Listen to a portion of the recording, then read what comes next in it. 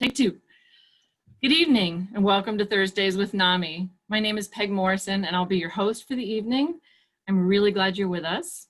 I'm the program director for the North Carolina National Alliance on Mental Illness, and Thursdays with NAMI is our way of kind of pushing back and taking control of our lives, creating positive spaces and positive connections in this COVID-19 era. We cannot roam the planet the way we once did. Life is not quite as simple, but we can, as I said, create space for friendship and positive energy, and that's why we're here tonight. One of our goals with Thursday with NAMI is to incorporate different viewpoints, and tonight we'll be looking at things from the clinical perspective. My guest here is Marta Jackson. She's a therapist in the Raleigh area. As fate would have it, she is my therapist, so I can and will vouch for her tonight. Okay, so Thursdays with NAMI is being recorded. If you have a friend who couldn't join us tonight, please tell them not to worry. Don't worry about a thing. They can check out this video at NAMI North Carolina's YouTube channel. It'll be there in just a few days. And quickly, I'm going to do a word for our sponsors. So, screen share. I will show you this very beautiful image highlighting the logos of our funders. Can y'all see that? Marta, can you see that? Yes, yeah. Mm-hmm. Okay, awesome. You're the only one I can hear, so I guess I should have been more specific. Okay.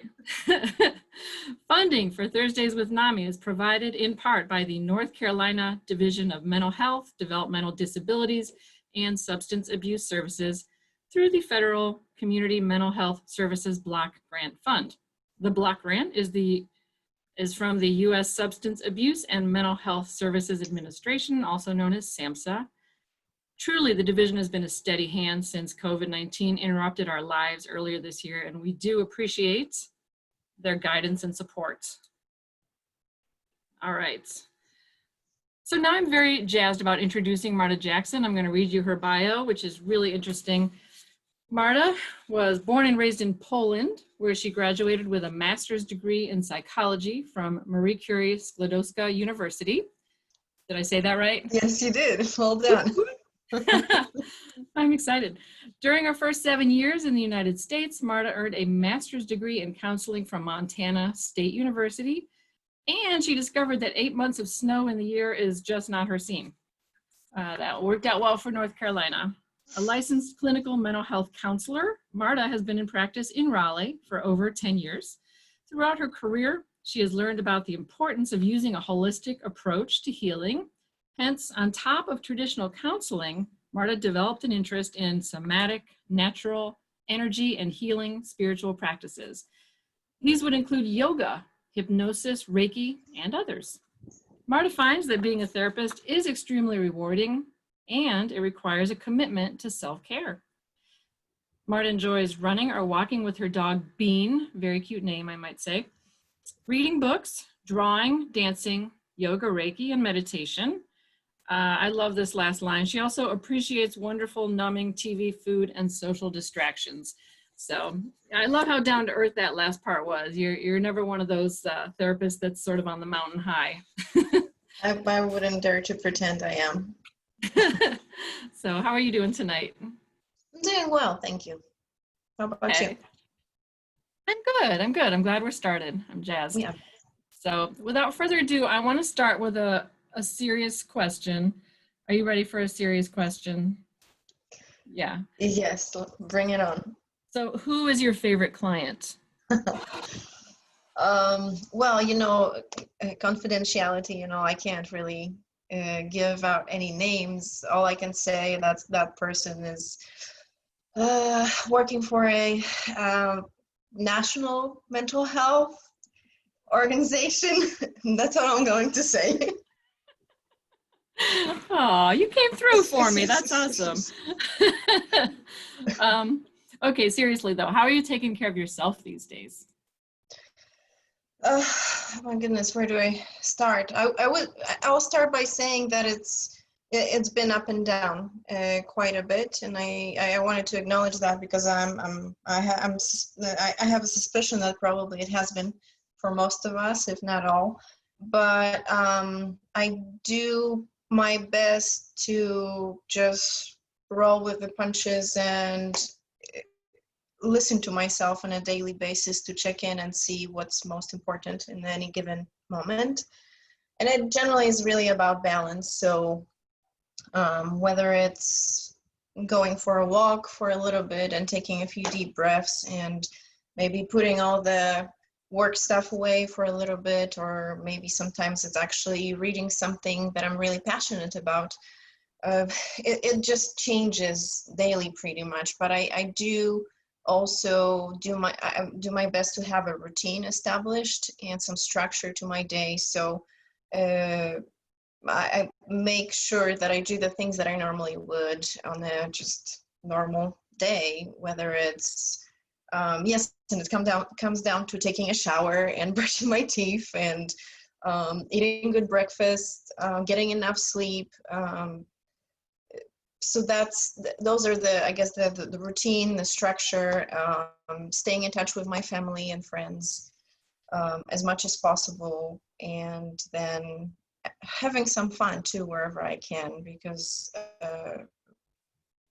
otherwise I would be probably crying most of the day. So Yeah. does that answer your question? Yeah, absolutely. And I love that you focus on the basics. That's always an important piece. I don't know why it's so hard to forget, but just those basics of bedtime and self-care and routine. Right.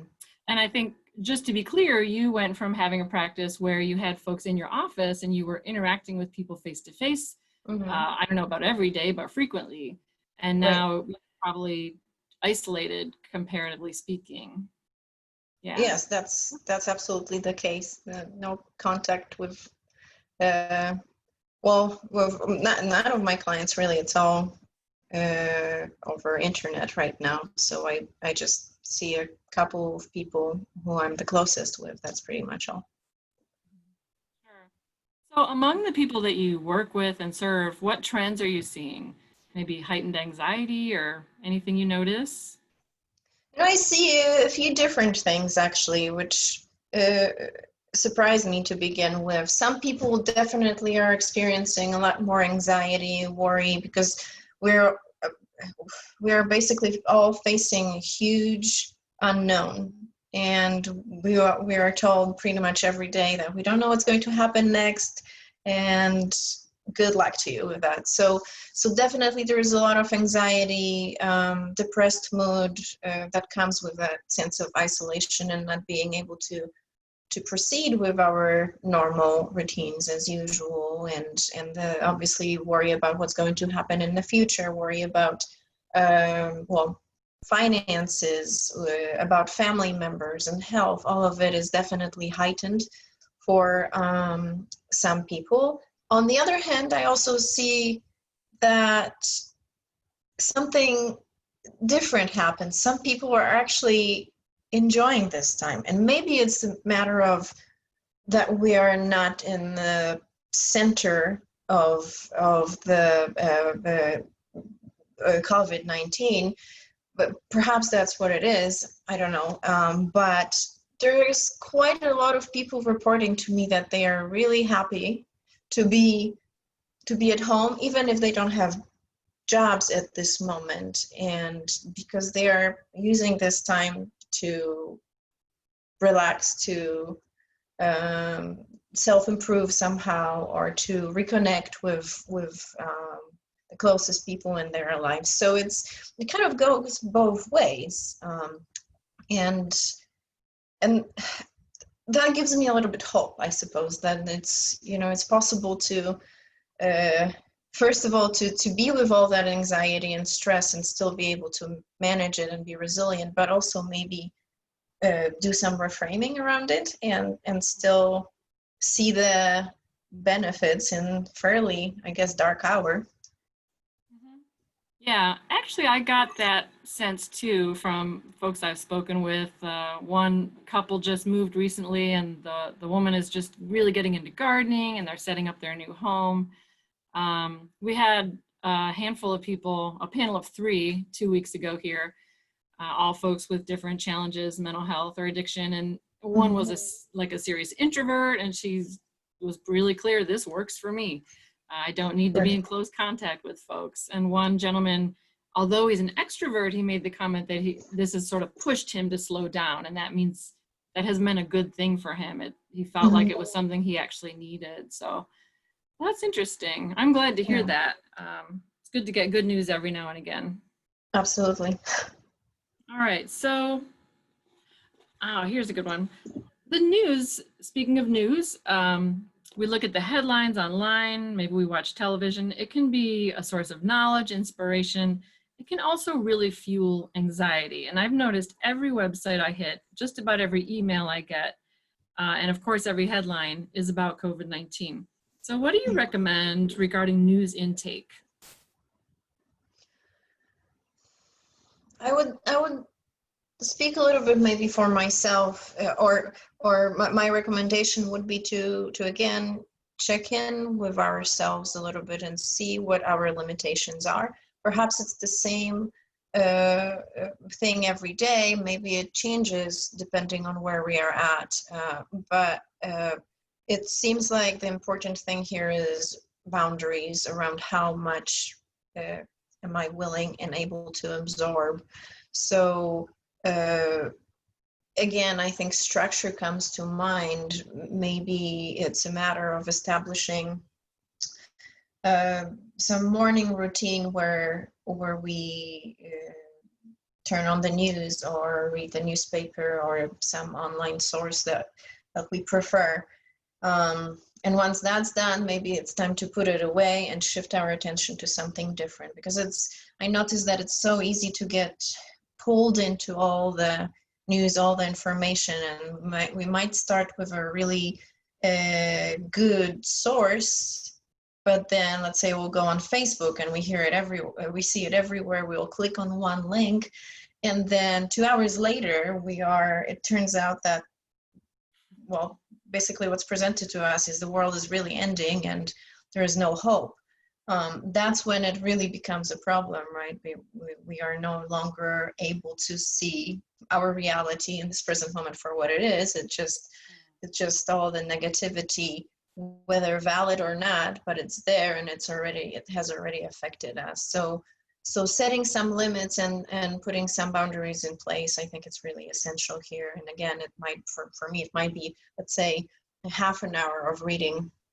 For you, it might be a little bit more or a little bit less, depending on, again, what feels right for you. But when we start noticing that some kind of distress in us, maybe anxiety, and when our mind starts racing a little bit too much, I would say that probably is a good sign that it's time to stop and put it away and not come back until the next day, because it will probably only get worse from it, and we'll have to do more work to bring ourselves back into the present moment and to be grounded and centered and proceed with our day. Right. Yeah, I like that emphasis on listening to yourself. We all know our tells, our triggers. For me, I start getting sort of antsy and agitated. If every headline starts to irritate me a little bit, it's probably time to quit looking. Yeah. And I've also found some fun things online. The actor John Krasinski, he was in The Office. He has a little show called Some Good News, SGN. And he just shows like really cute stuff, good things people are doing. I think he spotlighted the gentleman in England who was, he had a walker and he was just walking around his backyard, and he did like so many hundreds of miles, well, kilometers, and raised all kinds of money for the healthcare system there. So there are fun things. You kind of have to search for them and like go out of your way to find positive stuff. And apparently he is a long distant cousin of one of our attendees, Karen. Well done. That's great. All right, next question. So most people are dealing with so much change right now. There are folks who are suddenly working remotely.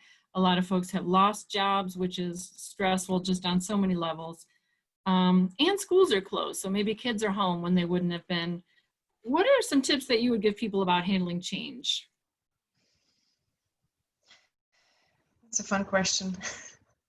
Yeah, I mean, personally, I love change, not. Yeah, right. That's well, change can be exciting, but we tend to see it after it already happened and we are past it. Generally, to begin with, it's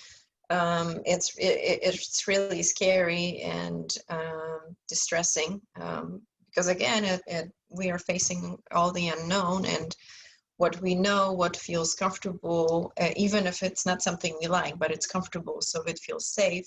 We'd rather stick with that rather than go for the change that might be even sometimes a good opportunity. Now I'm not, I mean, it's debatable. It's hard maybe to say whether it's good or bad. There are some bad things to it, but um, I guess I keep thinking about how this particular change really took away any sense that we had perhaps that we are in control, which we aren't in control. What's going on externally outside of us, we truly really are in control of ourselves, but still it's good to have that sense almost as if we can have an impact on something in this world, more or less. So not now knowing that that isn't necessarily the case, I find it really helpful to bring it back, to do a little bit of two things. One thing is letting go and accepting that, yes, there's plenty of things that are out of my control right now. And really, there's nothing I can do about it other than take care of myself, take care of my family, connect with friends, and that kind of bring it back to myself. And I definitely encourage others to bring it back to themselves as well and ask themselves, what is it really that I have control over right now? And it might be anything. It can that's very basic and simple, like, well, I'm still alive, I'm breathing, I can control my breathing right now, I can manage how I'm going to look at the world today and what my thoughts are going to be. Challenging but doable. I can take care of myself. Again, if I feel very alienated and lonely, perhaps I can connect with somebody. So I guess it's going back to basics and knowing that, okay, what is it that I can do right now, and that can restore my sense of, despite everything that's going on, at least I'm okay right now. I don't know what's going to happen next, but I'm okay. I can get through this moment and be okay with it. Yeah, absolutely. That kind of self-soothing. I think too, it's easy to forget when everything's changing, we get a little agitated. We forget, yeah, I have people I can call. I have people I can reach out to that are comforting, Mhm. that care about me. So things that maybe we would think of easily in another situation, when that anxiety sets in, Right. it doesn't come to us. So Mm-hmm. good ideas. I see we have a comment about the news question. One thing Laura finds helpful is to look at the news just before dinner, maybe 15 minutes, so you don't get swept away or lost in it. I like that. That Yeah. kind of, yeah, setting yourself up so the time is limited. Right. Yeah, absolutely. How do I read the other comments? You should be able to see the chat box, Suzanne. Um, okay, so let's go ahead. So what do you suggest for households that are together suddenly 24/7? That would be so hard, I think, especially for the Mm-hmm. introverts of the world. Right.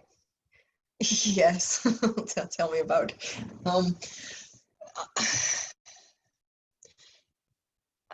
I think about, well, honestly, the first thing that came to my mind is run. So let me translate it into perhaps a little bit more therapeutic terms here, because it can be actually healthy running. I guess we all are very social and we need connection in our life. So it's good to have people around us, whether they are present in our closest environment or our friends, coworkers, etc., and connect with them. And at the same time, we also need some space where we can regroup. So that's the space where nobody else is present, where we can be just present with our own thoughts, we do whatever we need to or want to do. So I guess that's what the running came, that's how it came about, because I think it's again about finding balance between connection and then deciding when it's time to maybe find some space as much as possible. Because I understand that, let's say if it's two adults in one household, it's going to be much easier to say, hey, I need my space, can you move to the other room or go for a walk, versus when kids are involved, it will be a little bit more challenging. So it might require a little bit more communication and trying to schedule things out a little bit more and be more mindful about it to design that space where we can be just with our own thoughts and to recuperate, to relax, to do whatever we need to do, and then come back together, perhaps refreshed and able to connect again. And again, I believe that it's probably going to be a little bit different every day, because sometimes we're going to wake up and we'll have more energy and we'll be more willing to engage and connect, and there will be other times when we're, let's say, grumpy or we didn't get enough rest, and we might need a little bit more space for ourselves. And I guess as long as we can communicate about it and well, I will take it back a little bit further, actually. As long as we can recognize what is it that we need in the moment, and then translate it into a request or expression of need, then we're already halfway there to kind of figure out, okay, what do we do? How do we manage it so that we can survive and perhaps even thrive in the same space? Just so I'm just so I really don't believe that it's possible, though, to make it perfect. There will be times where we'll imagine being really hurtful, choking one another, and that's okay too, to tolerate that there will be moments like that. I can't stand you anymore. Please leave me alone. And it's okay to have those thoughts. It's okay even to have those thoughts towards our kids. It's because there's a difference between thinking and doing, right? That's a huge difference. So it's I guess I'm also thinking about being kind to ourselves and knowing that sometimes we're just going to lose it, and it's okay, because it's not, by no means isn't a usual situation. We need more grace, we need more patience with ourselves. A lot of good stuff in that answer to unpack. I love the initial one-word answer. Like, what do you do when you're cooped up with people all of a sudden? Run! Of course, you didn't say it quite that way. You had your soothing therapeutic tone going. I tried to compose myself a little bit. But yeah, and then giving yourself permission, carving out what you need, determining what you need. Sometimes that can be difficult. And then carving out what you need. I have a friend who every Sunday, he's always taking care of other people, but every Sunday he's got 2 or 3 hours that he spends just on his own, that's his time. Mm-hmm. And I think that's so important. And to give ourselves permission to feel however we feel in that moment. That's a really hard one. Mm-hmm. Yeah. Like you just, it's so counterintuitive. Like, I love this person, they mean so much to me, and I'd love to smack them right now. It's hard to hold all of that at once, but that is human nature. Yes, absolutely it is. All right. So absolutely, we need to be flexible with ourselves and each other from the chat box. Yeah, excellent point. So next question, here we go. A lot of NAMI members are family members who feel a lot of responsibility for their adult child who lives with a serious mental illness. And so they've got, like we were just talking about, their self-care and care for someone who's maybe less able to regulate and handle the situation that's happening right now. Any words of wisdom for those folks? Well, I'm not sure if I'm going to say anything new, but I think it really comes down to first and foremost self-care.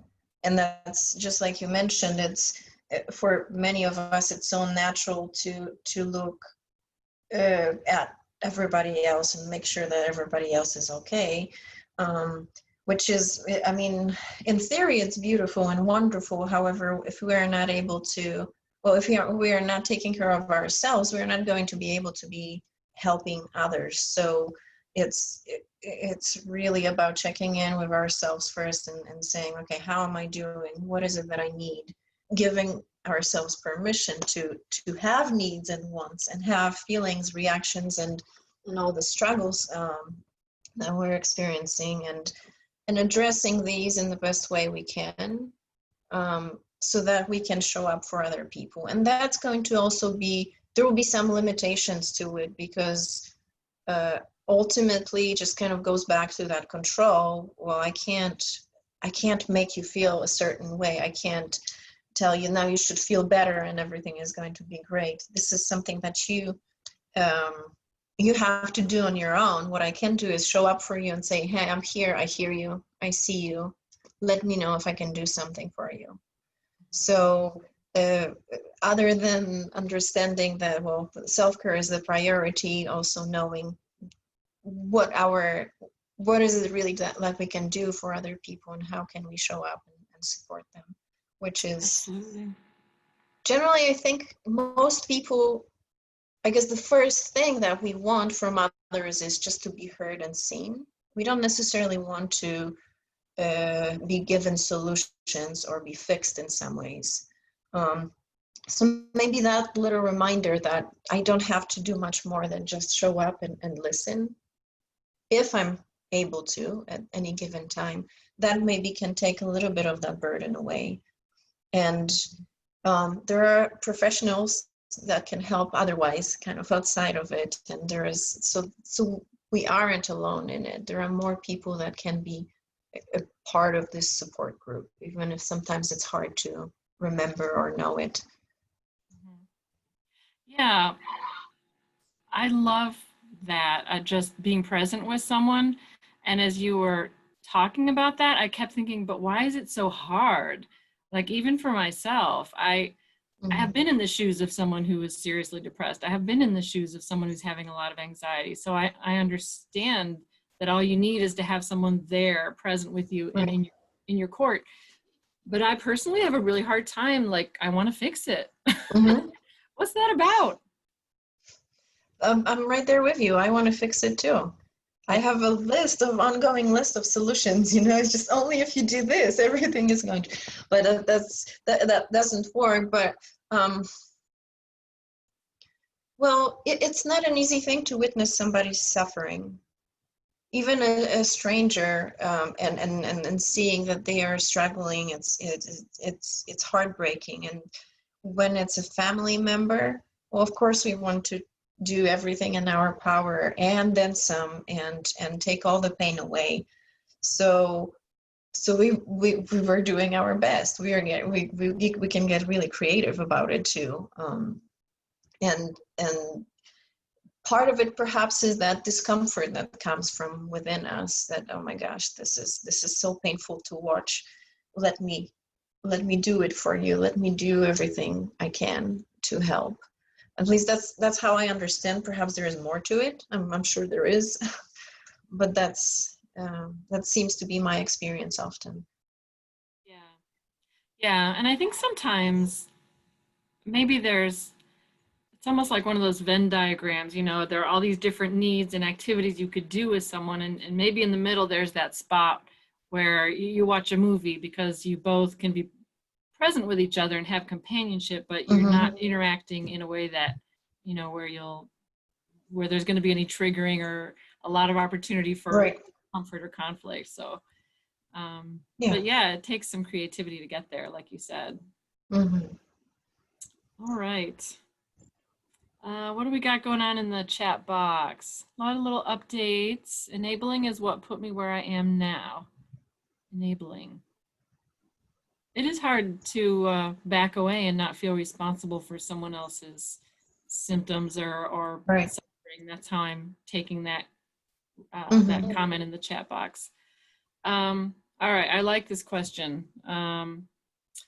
Does this era remind you of anything from the past, either personally or in world history? As a matter of fact, I spent quite a lot of time thinking about it. And this is just so you know, this is a trauma therapist speaking. My brain is a little bit, what should I say, skewed perhaps. I see a lot of things through the lens of trauma.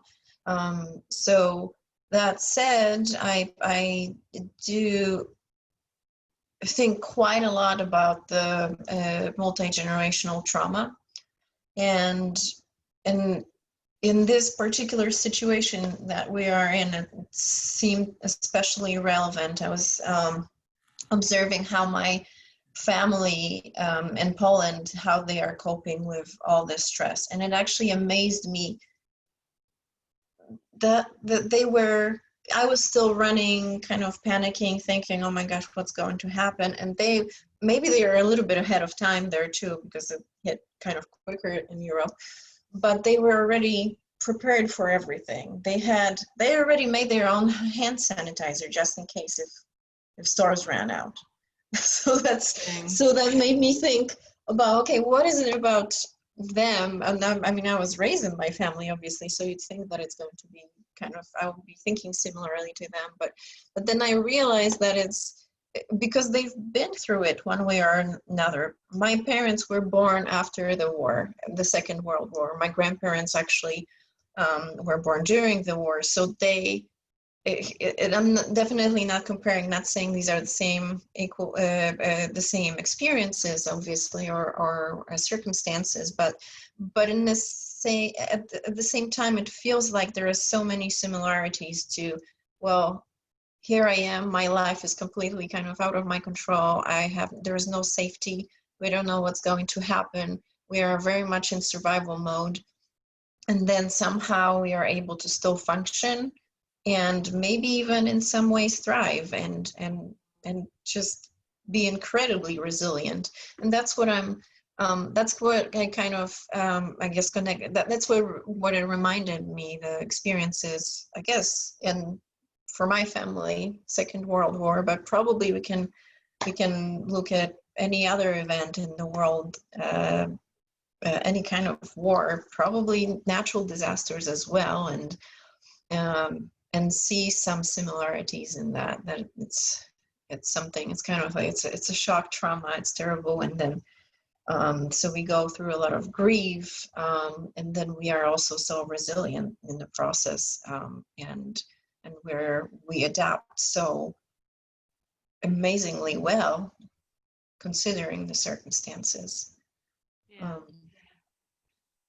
I hope this answers your question. I know I have a tendency to go on a tangent a little bit, so you can bring me back to where I'm supposed to be. No, absolutely. That was a kind of a getting to know you question.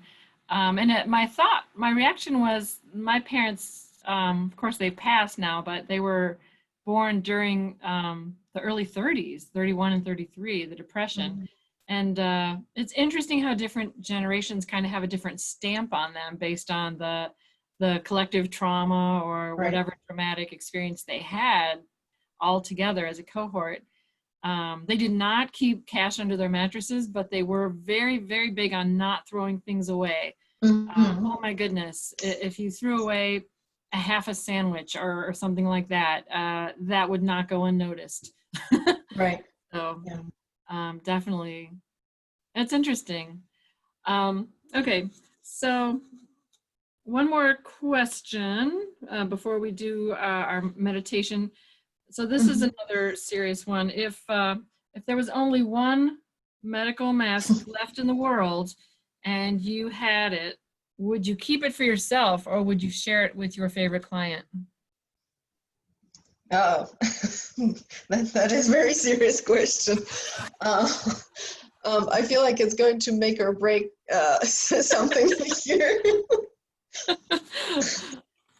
Honestly, I mean, I'm going to be completely honest with whatever. The first thing that came to my mind is it depends. So I would evaluate situation very carefully first and see if there is, how can we work it out. For first of all, I'm thinking, what kind of mask are we talking? If it's a mask that we can wash and reuse, then come on, we're going to share it somehow. We're going to figure out a plan, right? Yes. And if that's not the case, I would go further into investigating, the potential risks, health issues, and who would, let's say, if I have some immune system issues, perhaps it would be a better idea to give the mask away, and the client would be doing the shopping, or I mean, completely kind of bypassing ethical issues around here. That right, the client doing shopping for me. So back to the short answer I gave you at first is it really would depend on, I guess I'm thinking from a perspective of survival of everybody if possible, right? So we would have to, we would just have to figure out the best plan of action so that we can ultimately be all safe. I guess that's my way of thinking. Like that. Very, very utilitarian and good-hearted. So you've been a good sport with my ridiculous questions. I couldn't resist throwing them in there. Okay, so this is something I'm excited about. As we mentioned earlier, one of the tools in Marta's toolbox is meditation. So for tonight, I asked her to guide us in a 5-minute meditation to give folks a taste of this technique and this tool. If you're in the virtual studio audience and not interested in this, that's totally fine. Not every technique works for everybody or appeals to everybody. So this would be your moment to take a restroom break, eat a snack, walk the dog, whatever you like. But I love the name of this exercise that Marta came up with, Tolerating Challenging Emotions. We all need help with that sometimes, so take it away. Okay, well, so I just wanted to just piggyback on what Peg just talked about. I understand that sometimes it really, it's beneficial to connect with our bodies, but it might be really challenging, and in some situations really threatening as well. So I would encourage everybody who decided to do this meditation to kind of gauge where they are at and how much they can stay connected within themselves, and you get to decide if you need to maybe pull away from that connection for a little bit and maybe observe something in your closest environment, maybe even something that's soothing, maybe your favorite picture or object in the room. That can be also a good way to kind of ground yourself in the present moment. I will trust that you will decide what's best for you, and I'll just start talking in a soothing voice. We're listening. So let's start by finding a comfortable position, just settling in and making sure that our body is in the most relaxing place possible to begin with. And we're just going to start by taking a few breaths. You don't have to force it. You don't have to deepen it too much. Just allow yourself to inhale through your nose and out through your mouth, releasing all the tension that's been with you perhaps through the day.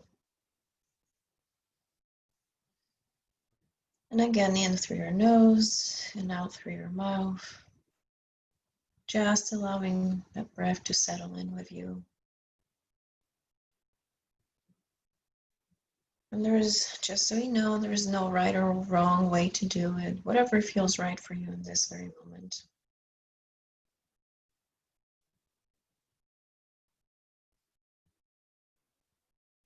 And whenever you're ready, notice in your body, perhaps by scanning through your body, starting on the top of your head and all the way down to your toes. Just notice that space and place where you have that pleasant, comfortable, relaxing sensation, where you're feeling at ease. At least maybe a place that's neutral. Sometimes you might find it even in your hands or your feet. And just let your attention settle in that space, allowing yourself to experience the relaxation. And observe what comes up for you. Maybe when you pay attention, it grows a little bit. Maybe it stays still. Just sense it.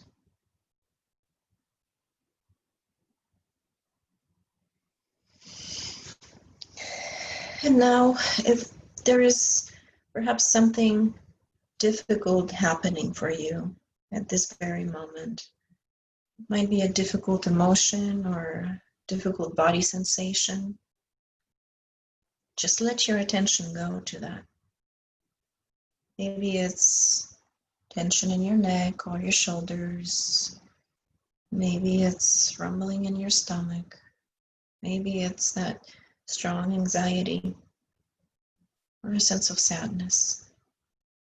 Whatever that is, just let yourself recognize it and know it's okay to have any of these feelings and body sensations.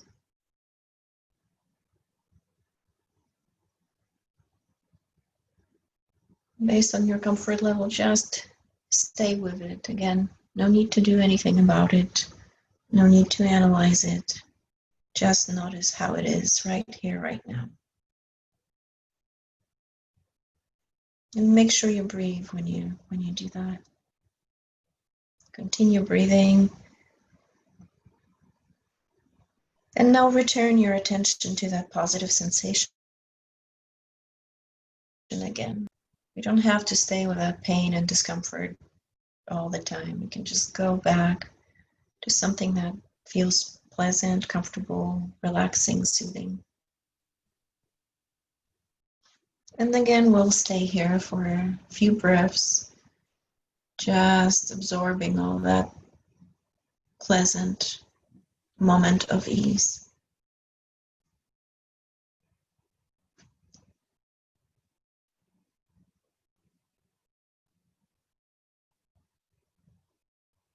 And perhaps at some point your thoughts might drift away. That's perfectly natural.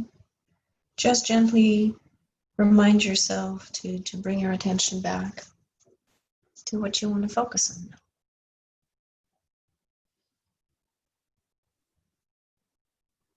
And whenever you're ready, let's return again to what feels unpleasant. Just allow a little bit more space for it. Let it be there.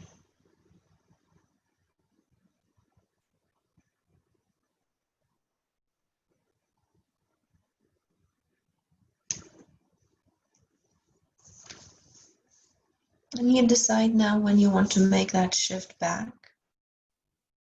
into the positive space again, a positive place in your body again.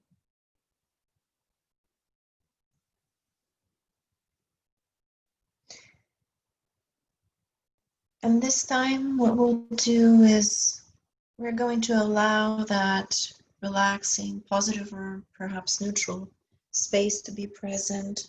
And at the same time, let's cast a sidelong glance at what is troubling us. So just holding it, maybe at a distance, maybe 25% of our attention is on what's uncomfortable. And the rest on what feels good, what feels soothing and relaxing.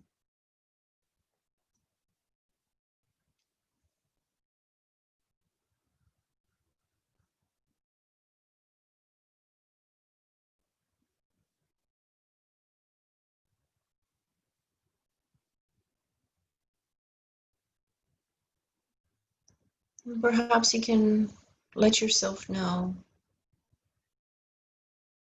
how challenging it is to be carrying all that tension, all that unpleasant distress and It's okay not always wanting to be with it fully and completely.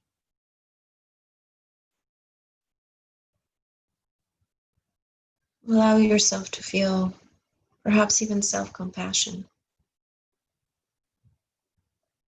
because of all the challenges you're facing right now.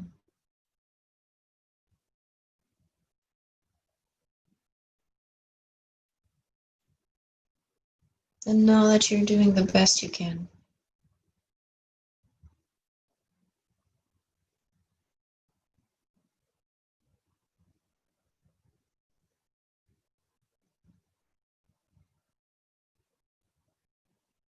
Now also let you choose maybe some other words of empathy, love, encouragement, anything that you know feels good and supportive of you.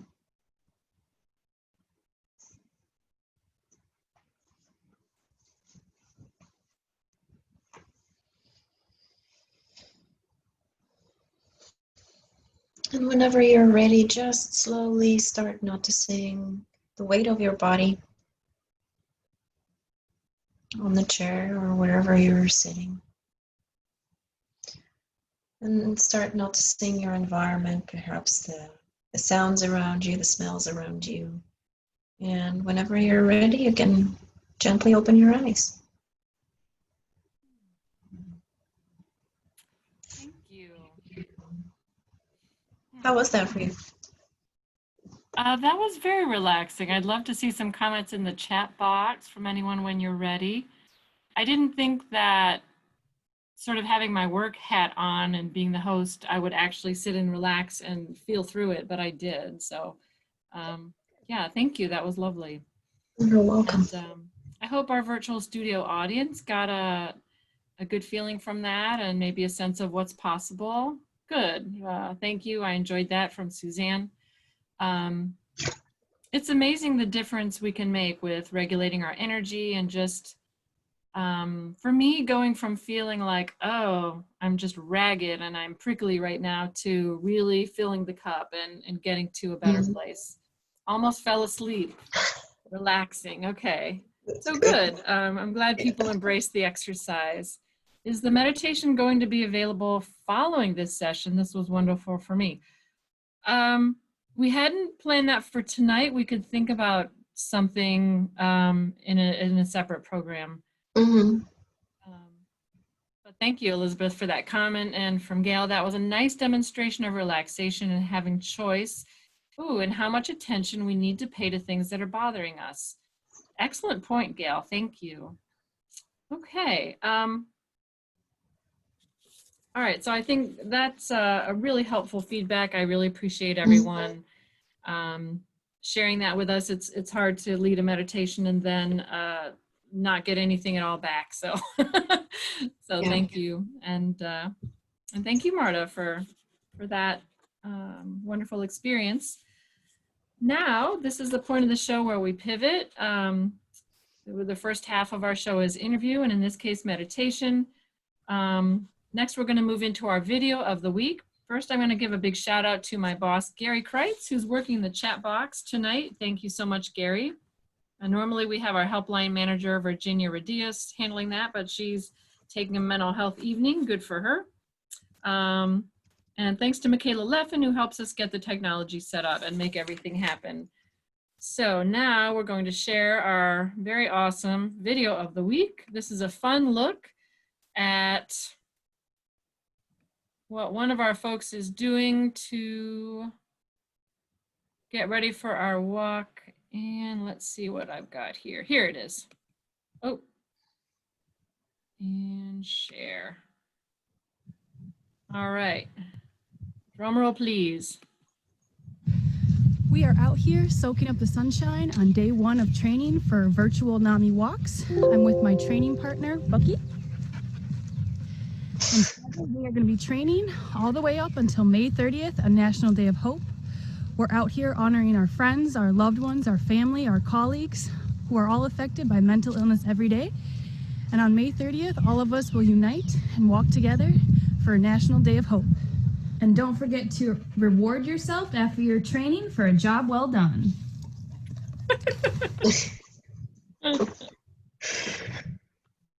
All right. Could everyone see the video? Good. Yes. Okay. Sometimes that's a challenge, but I think we got it down. We're learning as we go with Thursdays with NAMI, so that is one technical challenge that I can put in the mastered column, thank goodness. So that was Michaela Leffen, the aforementioned Michaela, and her walking buddy Bucky. If you have a video that you would like to share and have featured as video of the week, please post it on our Facebook page. We'd love to see it. Or you can send a link to mail@naminc.org. That's mail@naminc.org. All right. So now, great training and reward, Michaela and Bucky. Indeed. We've got one question in the box. And by the way, if you're new to Zoom and you're not sure how to ask a question, you just want to look quickly at the bottom of your screen for a small icon. It says Q&A. Click on that Q&A and then a window will open where you can type your question. Then it will be magically delivered to me. So we're going to answer as many questions as we can by 8:30, but we do end on time. That's a cardinal rule with NAMI, is starting and ending on time. So we can't pinky swear, but we will work very hard to get to your questions. All right, so this one says, I have been dealing with my son's addiction and pain issues for over 20 years. He is currently 37 years old, living with his father and me, and after being kicked out of his Suboxone clinic, he's going through horrific withdrawal. My question is about me this time. I keep feeling like I can no longer cope. Over the years, I have learned many self-help strategies. First of all, prayer and talking to my Christian friends. I walk, practice yoga and meditation, and have a healthy diet. I find myself in times of despair and no longer want to exist. Not suicide. My brother did that 8 years ago, so I know what it does to a family. I just want to disappear and see God in person. It's hard to explain. I used to be involved in my local NAMI group, but I'm not currently attending those meetings. Do you understand? Please advise. And I know that this is for you, Marta, but I want to say that I do understand. I do absolutely understand that. I've had years of really not wanting to take that move. I've never had a plan or anything like that, but I absolutely understand just being exhausted and wishing you could have a break permanently. Right. So now I'm deferring to you. It's, I'm thinking about it. It's kind of like if there was a button that we can switch off, perhaps not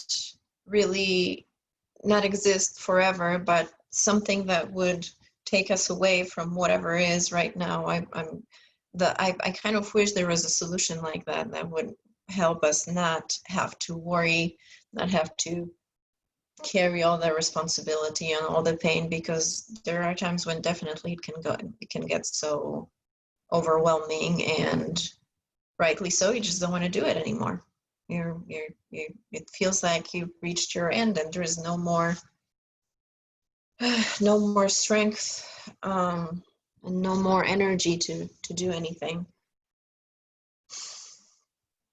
I would say that, and I mean, especially thinking about how challenging it is to cope when a family member is struggling with addictions.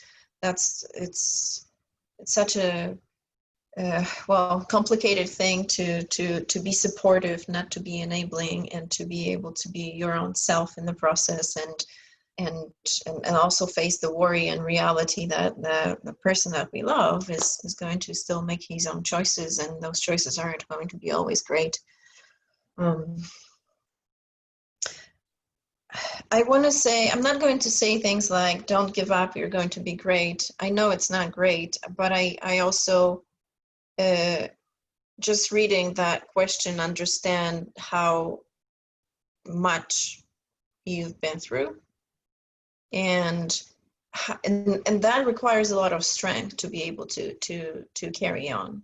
So even though it feels like you can't do it anymore, I believe that you will. It's not going to be always fun.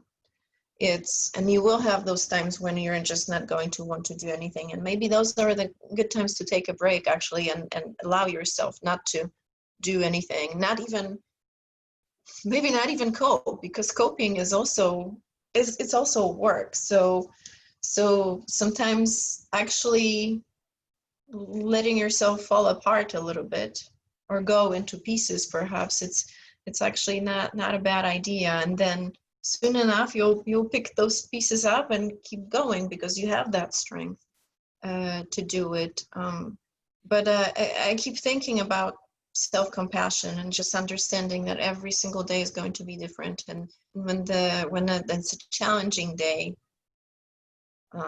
sometimes all you can do is just feel for yourself and put everything else aside.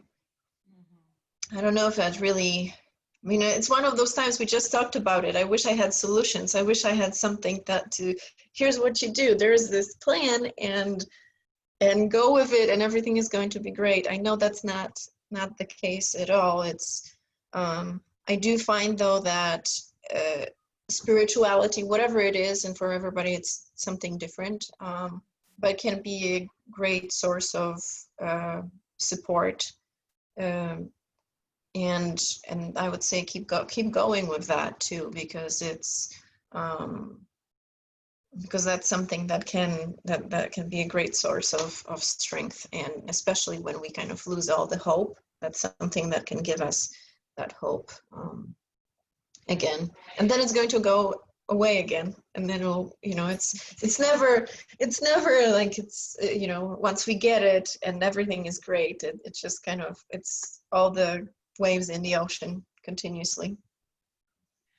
Yeah, I want to thank the writer for your courage also. It sounds like you have done an amazing job of being there for your loved one, your son, and then also doing everything you possibly could to take care of yourself. The yoga, the talking to friends, the prayer, those are all great tools. Clearly, you've done everything you can do. So Right. I guess I just hope that you give yourself credit. We don't have a magic wand, and we wish we did, but thank you for your courage. Mm-hmm. Okay, another question. The spoken words were very good during the meditation. When I try to meditate, my mind goes to the negative fairly quickly. Is there a site that has the spoken word to be heard while one tries to meditate? So maybe a guided audio, I think. Right. Sorry, I didn't mean to jump in immediately. Go for it. So there's quite a lot of resources online, even ranging from free to somewhat to very costly, but anything in between. I know that on YouTube there are some meditations that are free, and there is a range of them again. So you can choose whatever feels right for you, and whether it's, let's say, male or female voice, how much of the guided meditation there is. Is it the basic meditation, or perhaps there is some visualization involved in it as well. There are a few apps that come to my mind. Oh my goodness, I don't remember the other one. But the Headspace is one of them. There is another one. Gosh, I can't come up with it right now. But anyway, so even typing it in the app store, I think you should be able to find a few apps. So are there any other resources? I'm trying to think if there is. Sometimes therapists post on their websites as well, but that would require a Google search to do so. But I especially, I know that there are some free resources available to people online. Right. The one you mentioned happens to be the one that I use, Headspace, and I Mhm. like it very much. There is a cost, but it's week to week, it's not really that much. Mhm. So we've got some nice, I know YouTube, some people find a lot on YouTube also. Right. Yeah. Um, if it's okay, I'll read from the chat box a little bit. Mhm. Another help I have found from Gail: as a Christian person, is putting my problems at the feet of Jesus, letting him take whatever is on my mind over and over again. Thank you, Gail, for that comment. I think whatever your philosophy or religious tradition, letting go and just sort of focusing on acceptance is always helpful and effective. Um, that is a very good, very helpful comment. Thank you. And someone recommended the Calm meditation app. Two people do actually, Calm. Mhm. So, um, I just remember the other one too, Pacifica. I think that's what it's called. That's yeah, I haven't tried all of them, but Mhm. so, and then someone wrote, yes, that was what I was trying to ask for earlier. I've used an app, but I liked your guidance. Oh, okay. So actually, the what I don't have it recorded with my voice. I have a very similar recording of that guided meditation, and I don't know what the I guess I'm willing to share it with Peg maybe, and you can post it on the website. The only issue with that would be that if it's some, you know, if somebody's meditation is maybe I'm not supposed to share it. I still share it, so I don't know what's the, I would have to maybe find out if it's okay to share that. But I wouldn't, I mean, and if it isn't, I wouldn't have an issue with recording it in my own voice too, so that might be probably the easiest thing to do. Sure. Would that work? Is it Yeah, possible to do? yeah, absolutely. We have, since people register for this free show, we can send emails out and follow up, and we've done that frequently. Okay. This is the resource we talked about. So we will get something to you. And thank you, Marta, for, I appreciate that willingness to follow up. Yeah. No problem. Another comment, I remember a few years ago, a friend told me that acceptance doesn't mean I have to like it. That always stuck with me. Indeed. Yeah, that's absolutely the truth. Mhm. We can choose to fixate on something that we don't like but are stuck with, or we can accept it, and there's a big difference there. Right. Okay. Okay, and yeah, so and it came up as a question. I think guided audio is exactly what Suzanne was hoping for, so she was thanking you for Mhm. your comments. So we don't have any questions in the Q&A box now. Sometimes we go 60 minutes, sometimes we take the full 90. If someone has a question, please feel free to type it. So I want to make sure that everyone's questions are answered, everyone's needs are met to the extent that we are able. But if it feels like we're done, we don't want to keep you. This is a time for a good joke. Who knows a good joke? I'm the worst with jokes. I'm not going to volunteer for that. But I'm more of a situational kind of, jokes. So I'm actually the same way, but I do like saying waka waka waka. So okay. Well, I'm not seeing any questions. I want to thank everyone for being part of our evening tonight. I'll keep glancing at the Q&A box just in case. Let's see.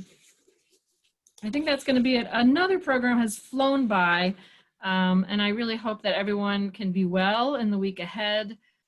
I so appreciate your being part of this with us, and wherever you need to go and whatever you need to do, I encourage you to be safe and take care of yourself and take care of the people around you. So, all right, I think that's it for our program tonight. Thank you so much, everyone, for joining, and we'll see you next week. thank you for having me. That was really a lot of fun, and it was a pleasure. Oh, thank you so much, Marta. I appreciate your time. Next week, come back and we'll have Cody Kinsley being interviewed, the Deputy Secretary of DHHS in North Carolina. So, all right. Have a good night, everyone. That's it. You too. Bye. Bye. Copy the chat before. Okay. I'm doing. Copy the chat. Save chat. Okay, so it's the, and I should. Or I'm going to hit end the meeting, so that will Okay. that will put a curtain on everything. Okay. Good night, everyone. Thank you. Bye-bye.